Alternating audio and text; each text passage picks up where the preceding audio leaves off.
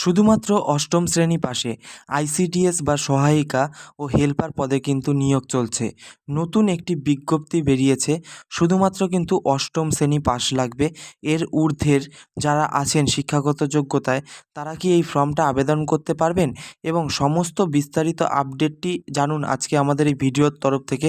শুধুমাত্র কিন্তু ইন্টারভিউর মাধ্যমেই নিয়োগ হবে, আর অষ্টম শ্রেণী পাশ আপনারা দেখতেই পারছেন।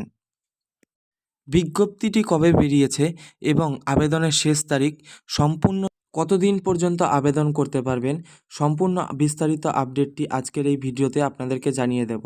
এবং শূন্যপদ কত আছে, সম্পূর্ণ বিস্তারিত আপডেটটি দেখুন আমাদের আজকের এই প্রতিবেদন থেকে। আপনি যদি চ্যানেলে নতুন হয়ে থাকেন, এরকমই সরকারি এবং বেসরকারি চাকরির আপডেট পেতে এবং নোটিফিকেশানগুলি পেতে আমাদের চ্যানেলটিকে অতি সত্বর সাবস্ক্রাইব করে রাখুন এবং আমাদের পাশেই থাকুন। দেখিয়ে দেবো বিজ্ঞপ্তিটি কবে রিলিজ হয়েছে। 5/7/2024 কিন্তু বিজ্ঞপ্তিটি রিলিজ হয়েছে। আইসিডিএস সহায়িকা পদে কিন্তু কর্মী নিয়োগ। যোগ্যতা কিন্তু শুধুমাত্র অষ্টম শ্রেণী পাশ করে থাকলেই হবে। এর বেশি যারা পাশ করে আছেন তারাও কিন্তু এখানে অ্যাপ্লাই করতে পারবেন। এবার আসি বয়সসীমা প্রসঙ্গে। বয়সসীমা বলতে গেলে এখানে অন্যান্য চাকরিদের ক্ষেত্রে যেমন একটু কম বয়স থাকে, এখানে কিন্তু আপনি বেশি বয়সে যারা 40 বছর পর্যন্ত আছেন তারাও কিন্তু অ্যাপ্লাই করতে পারবেন। এসসি এসটি ওবিসিদের জন্য যেমন অন্যান্য চাকরিতে 5 বছর এবং 3 বছরের ছাড় দেওয়া থাকে, নির্দিষ্টভাবে এই চাকরিতেও 3 বছর এবং 5 বছরের ছাড়টি আছে। যেমন 18 থেকে 40 বছর শুধুমাত্র জেনারেলদের ক্ষেত্রে, এসসিদের জন্য কিন্তু 5 বছরের ছাড় অর্থাৎ 45 বছর পর্যন্ত, এবং এসটিদের জন্য 5 বছরের ছাড় মানে 45 বছর পর্যন্ত, ওবিসিদের জন্য কিন্তু 3 বছরের ছাড়, তার মানে হলো 43 বছর পর্যন্ত অ্যাপ্লাই করতে কিন্তু এখানে পারা যাবে। বিজ্ঞপ্তিটি কিন্তু প্রকাশিত হয়েছে 5/7/2024 এবং অ্যাপ্লাই করার শেষ তারিখ হচ্ছে কিন্তু 8/7/2024, অর্থাৎ 13 দিন মতো হাতে এখনও সময় আছে। আপনারা কিন্তু এই 13 দিনের মধ্যেই আপনাদের কিন্তু বিজ্ঞপ্তিটি দেখে সমস্ত কিছু পড়ে তারপরে কিন্তু আপনাদেরকে অ্যাপ্লাই করতে হবে। এবার অ্যাপ্লাইয়ের যে প্রসেসটা আছে সেটা কিন্তু অনলাইনের মাধ্যমে হবে না, সেটা কিন্তু অফলাইনের মাধ্যমে হবে।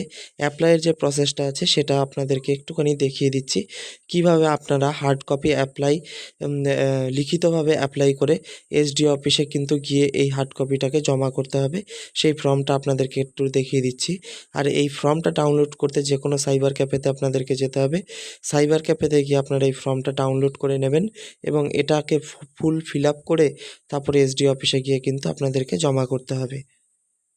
এবার আপনাদেরকে দেখিয়ে দিই অ্যাপ্লিকেশনের যে প্রসেসটা। দেখতেই পাচ্ছেন আবেদনপত্র এখানে রয়েছে এবং পদের নাম প্রথমে দেবেন, তারপরে দেবেন ছাত্র এবং নিবাসের নাম, কোথায় আপনার অবস্থান, ঠিক আছে, আবেদনকারীর নাম, বাবার নাম দেবেন এবং এখানে গ্রাম ও শহরের নাম দেবেন, পিনকোড সমস্ত কিছু দেবেন, এখানে মোবাইল নাম্বার দেবেন। যদি আপনাদের ইমেল আইডি থাকে তাহলে ইমেল আইডিটা বসিয়ে দেবেন এবং জন্ম তারিখ দেবেন। বয়স দেখবেন 1/1/2024 হিসাব করে আপনার বয়স কি 40-এর মধ্যে হচ্ছে কিনা সেটা দেখিয়ে দেবেন। এখানে লিঙ্গ দেখে নেবেন, মহিলা করে দেবেন, ঠিক আছে, যেহেতু মহিলাদের জন্য আবেদন করছেন। আর এখানে কিন্তু একটা রঙিন ফটো লাগাতে হবে।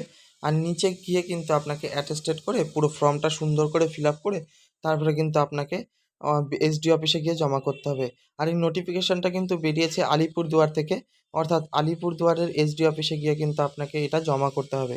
আপনি যদি অন্য জেলার থেকে ভিডিওটি দেখে থাকেন তাহলে ভিডিওতে কমেন্ট করুন যে আপনার জেলার নাম, এবং পরবর্তী যখন আপনার জেলায় এরকম একটি বিজ্ঞপ্তি প্রকাশ হবে তখন অতি অবশ্যই আমরা জানিয়ে দেব। এভাবেই আমাদের সাথে থাকবেন এবং পাশে থাকবেন। দেখা হচ্ছে আরও একটি নতুন ভিডিওতে। ধন্যবাদ।